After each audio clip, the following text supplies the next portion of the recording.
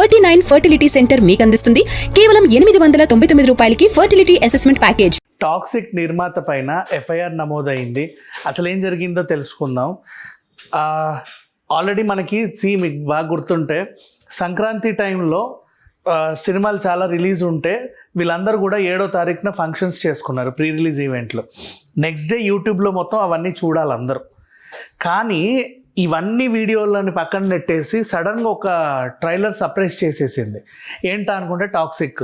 ఒక lady director అయ్యుండి ఇలాంటిది ఎలా తీశారు, యష్ని ఎలా ఒప్పించారు, పాన్ ఇండియా లెవెల్లో కేజీఎఫ్ ఫ్రాంచైజ్ తర్వాత యష్ నటిస్తున్న సినిమా మరీ ఇంత బోల్డ్గా ఉందేంటి, ఇది ఎవరైనా యాక్సెప్ట్ చేస్తారా చేయరా అని చెప్పేసి చాలామంది చర్చలు జరిగాయి. ఆ డైరెక్టర్ కూడా చాలా బోల్డ్గా సమాధానం ఇవ్వడం కూడా మనం అందరం చూసాం.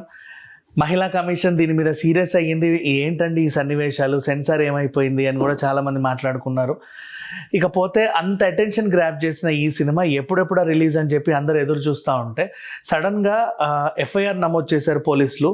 ఎందుకంటే అటవీ శాఖ మంత్రే స్వయంగా లొకేషన్స్కి వెళ్ళి అక్కడ సిట్యువేషన్ని గమనించి ఫోటోలు తీసి మరీ పోలీసులకు ఇచ్చి ఎఫ్ఐఆర్ నమోదు చేయించాడు.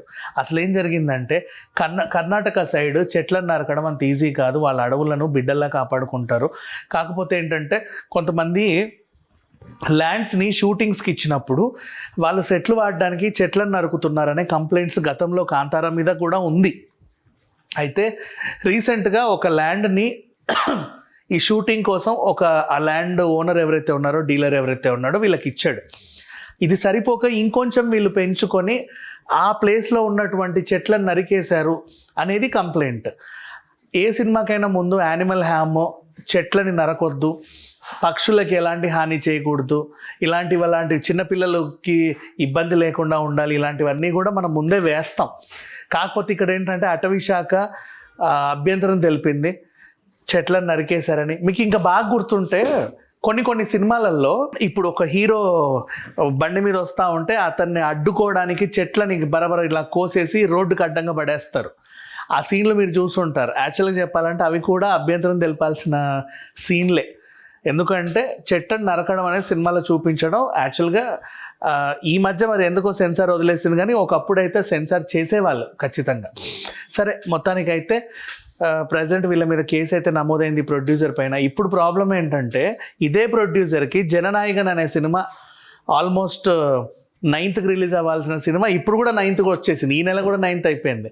నెల రోజుల నుంచి తనలాడుతున్న సినిమా అది ఆగిపోయి ఉంది. నెక్స్ట్ ఇప్పుడు టాక్సిక్ మీద కేసు అయ్యేసరికి ఈ సినిమా రిలీజ్ అవుద్దా లేదా అన్న టెన్షన్ మొదలైంది. ఎందుకంటే సీన్స్ పైన మహిళా కమిషన్, అలాగే ఈ చెట్ల ఇష్యూ పైన అటవీ శాఖ ఈ కేసులు వేసేసరికి. సో ఈ నిర్మాత నెక్స్ట్ సినిమా ఏంటి, చిరంజీవి గారితో ఉంది, బాబీ డైరెక్టర్లో వాల్తేరు వీరయ్య కాంబినేషన్. మరి ఆ సినిమా ఉంటుందా ఉండదా అని చెప్పి చాలామంది టెన్షన్ పడుతున్నారు. ఏదేమైనప్పటికీ సినిమా షూటింగ్స్ కోసం సెటిల్ వేయడానికి చెట్లని నరకడం అయితే అన్ని చోట్ల నేరమే. కాకపోతే తమిళనాడులో దాన్ని ఇంకా చాలా సీరియస్గా తీసుకుంటారు.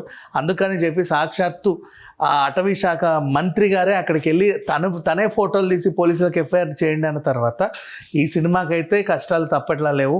మరి టాక్సిక్ అనుకున్న డేట్కి, అనుకున్న టైంకి, అనుకున్నట్టుగా రిలీజ్ అవుద్దా లేదా చూద్దాం. Thank you so much.